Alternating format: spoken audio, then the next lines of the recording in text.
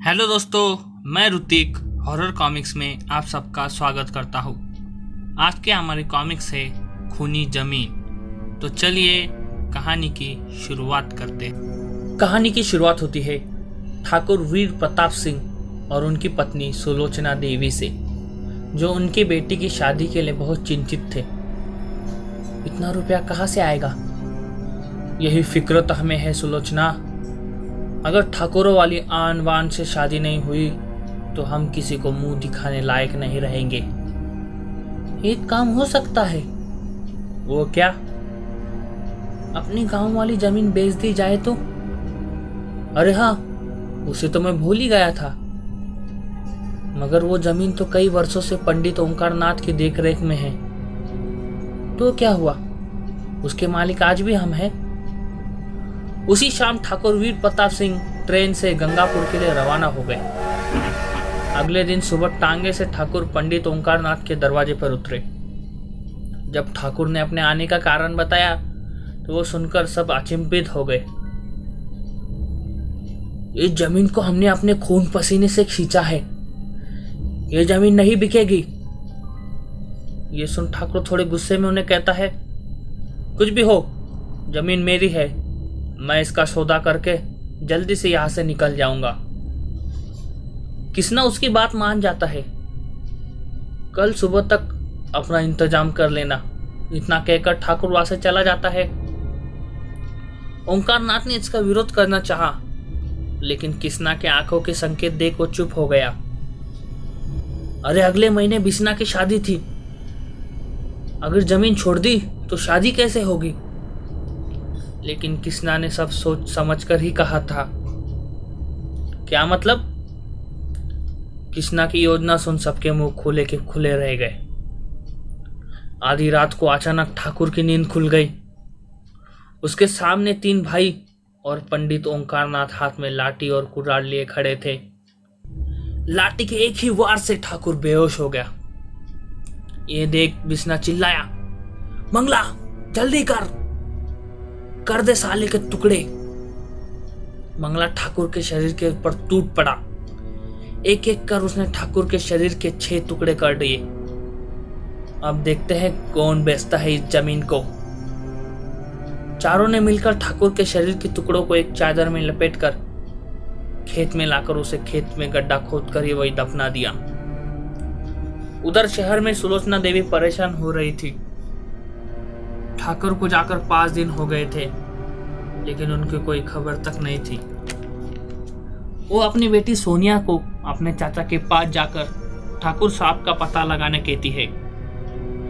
ये सुन सोनिया थोड़ी डर जाती है। अरे घबरा मत, वो तंत्र विद्या के महापंडित जरूर है और वो हम सबसे बहुत प्यार करते हैं। अब हमारी मदद सिर्फ वो ही कर सकते हैं। टांगे में सवार होकर सोनिया निकल पड़ी अपने चाचा भैरवनाथ से मिलने। एक कब्रिस्तान के पास आकर वो रुक गई। रात के समय वो जगह और भी भयानक लग रही थी। उसने हवेली में प्रवेश किया, लेकिन वहां कोई नहीं था। तभी उसे कब्रिस्तान से चाचा की आवाज आती है, चली आओ सोनिया, चली आओ। एक जगह पहुंचकर वो आवाज आनी बंद हो गई। आप कहाँ हैं चाचा जी? तुम्हारे पीछे पलटते ही सोनिया की चीख उठी। भैरवनाथ का सर जमीन के ऊपर और बाकी शरीर जमीन के नीचे गड़ा था। डरो नहीं, सिद्धियां प्राप्त करने के लिए मुझे ऐसा करना पड़ता है। तुम यहाँ कैसे आई? माँ ने मुझे पिताजी का पता लगाने यहाँ भेजा है। उसने ठाकुर के गांव जाने तक की सारी बात बता दी। लेकिन आप इस अवस्था में कैसे जा पाएंगे? मुझे कहीं जाने की जरूरत नहीं है। जब तक मैं आंखें ना खोलूं, तुम यही चुपचाप खड़ी रहना। थोड़ी देर बाद भैरवनाथ ने आंखें खोली। नहीं नहीं नहीं।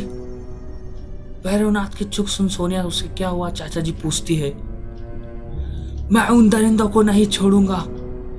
घर जाकर अपने पिता की मौत का विलाप करो सोनिया। तुम्हारे पिताजी अब इस दुनिया में नहीं रहे। ये सुन सोनिया जोर से चीख उठी। गांव में सब ठीक था, किसी को ठाकुर के हत्या का पता नहीं चला।